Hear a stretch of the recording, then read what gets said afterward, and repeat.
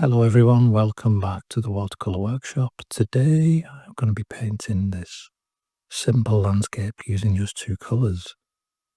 Here they are, yellow benzimidazolone. Don't know if I've said that correctly, but it's PY151. This is a Michael Harding tube. A lot of the other manufacturers refer to as Azo, yellow. And then I've got some Indigo. This one's by Winsor & Newton, and this is a combination of a black, a violet, and the blue pigment. As you can see, when it goes on dry, it's almost a black, and then as you add water, it's a blue colour. And the more water you add, the paler that blue will get. So we're going to get a good range of colours from this. And now I'm going to mix together various combinations.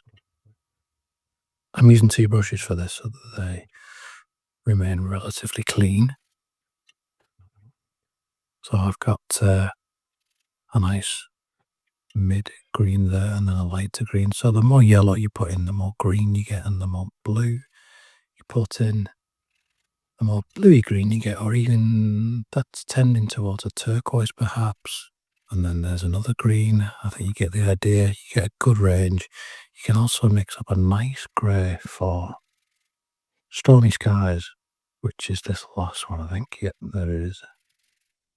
So let's have a look at them when they're dry. Nice range of colours, I think, from just two tubes of paint. Those two greens are especially good for natural looking leaf greens, grass greens, and then you've got some nice greys the bottom three. Let's wet the paper. The paper today is Seawhite 350 GSM. Why do you use Seawhite? It's not even cotton, somebody asked me. Well, it's cheap. So when I'm practicing like this, it's nice and cheap. I don't want to practice on an expensive paper. And second, it's very white. I like my paper to be really white, not cream coloured. And this is one of the whitest that I can get easily. I can buy this in a local art store or online, very simply. Although this is the UK. In your country it might be different. But that's why, in answer to that question. So I have diluted the indigo right down, probably too far down. It's barely visible. It's a very, very pale mix. I've possibly been a bit zealous with the water there. But as you can see, I'm using a mop brush and I'm stroking it on to wet. I wet the paper first and put it on gently with a mop brush. And then I've let it dry. And as you can see, it's almost disappeared. There's probably not enough pigment. I'll probably come back to that later. But I am starting on the yellow section. This is the yellow with just a touch of the blue in. And it's turned into a slight green colour and then some more blue, and it's more of a recognisable green. And I'm painting the nearest hill, and I'm varying the different colours that are going in, so I'll add a touch of blue and then a touch of yellow and so on, just let them merge together. And again, I'm using my mop brush.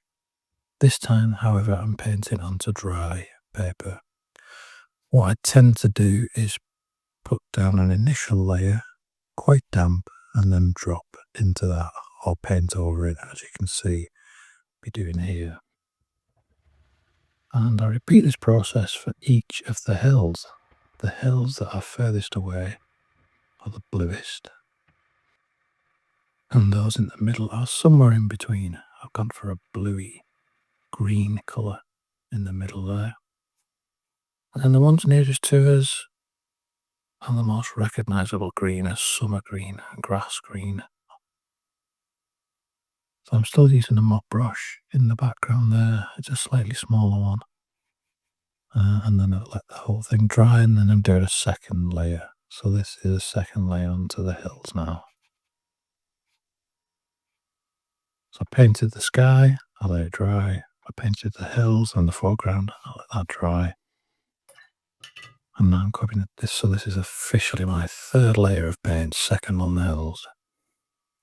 decided that the yellow was too yellow, and so I'm glazing over it with a thin layer of green. And as you saw at the beginning of the video, I just mix up different quantities of the yellow and the blue to get various different greens. There's no recipe involved, you just do it all by eye, all by feel. Now this brush that I've got here is synthetic. It's designed for painting acrylics. It's a flat brush. It's quite worn out. I use it mostly for when I'm mixing up paints. Very often when I mix watercolor paints, if the paint's dried out, I find it quite hard wearing on a watercolor brush, which is quite soft, as you know. So I use this brush instead, and it's also really handy for this kind of thing, where you want a nice stiff bristle. So I am basically, as you can see, swirling it into my puddle of paint, and then very carefully flicking it onto the paper. And the reason it's not flying everywhere is because I have practiced this beforehand, and I'm keeping the brush really close to the paper. If you do this from a height, it will splatter everywhere. If you're not confident in doing this and you don't want green sky, just cover that section of the paper with another sheet of scrap paper. And now I've got my rigger brush out, and I'm repeating the process of trying to add some random texture. So the spatter was random texture, and then this is random texture, but instead of it being dots, it's more lines. So effectively what I'm doing here is painting a series of dots and lines all over the hills. And it's not to a prescribed formula, it's just what you feel at the time. And you're building up, slowly building up a series of textures, shapes, colours, and you let each layer dry in between before you then go on to the next. And all these layers are quite thin, quite dilute, so you do have to repeat this process a number of times. I can't tell you how many, because it depends how thick your layers are, what colours you've used, what effect you're aiming for. But it's starting to look like grassy hills in the foreground and slightly more rocky hills in the background. As you can see there, I spattered some on with my brush. Got a little bit on the sky, so I just dabbed it off with a tissue, and then I'm back to the rigger brush.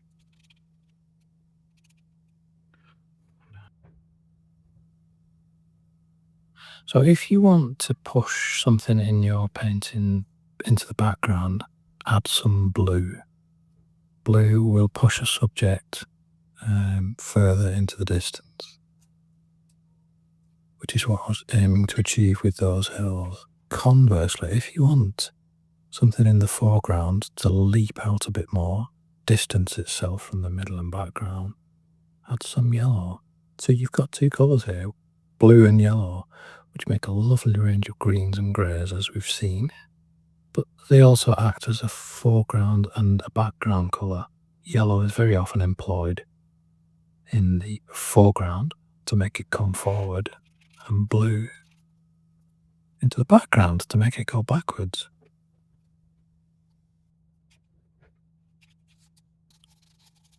So that was all dried, and I decided that the sky was very, very pale, and putting some more blue onto the sky. And then I'm trying to separate this foreground set of hills and fields from the middle ground. So I'm adding a touch of blue and yellow mixed together to make this bluey green. I've got a flat brush there. This is not a bristle brush. This is a soft synthetic brush, which I use in watercolor. And it's absolutely perfect for softening off edges. So if you put some paint on and you're not happy with the edge, you can soften it with a soft flat brush like this one. And that was actually dry. And then as you pull it over the paint, it gets wet, gets damp rather. It's good for softening off edges.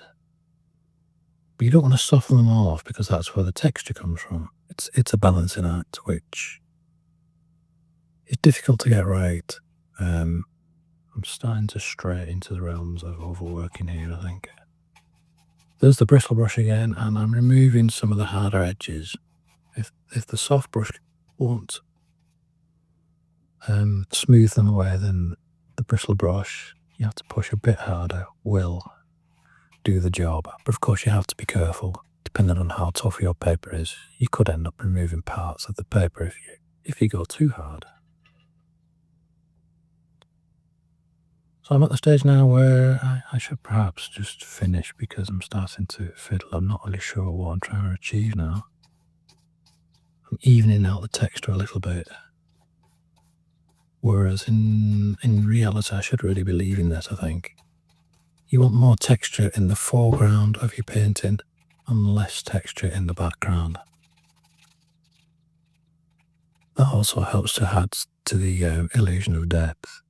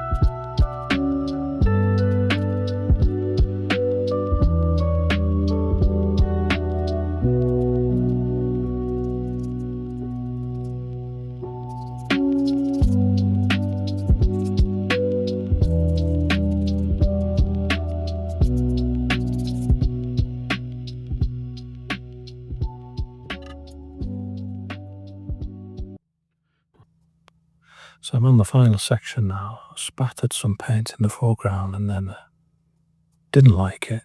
Dabbed it away a little bit. Started dabbing over it with my mop brush, which was almost dry by now. And I noticed it gave these little grassy marks. So I used that instead. So that was a happy accident.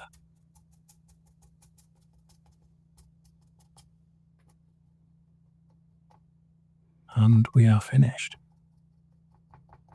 2 colours, lots of brushes, lots of layers, and the landscape is done.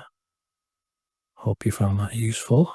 Give this a go yourself, and I'll see you next time on the Watercolor Workshop. Thank you for watching.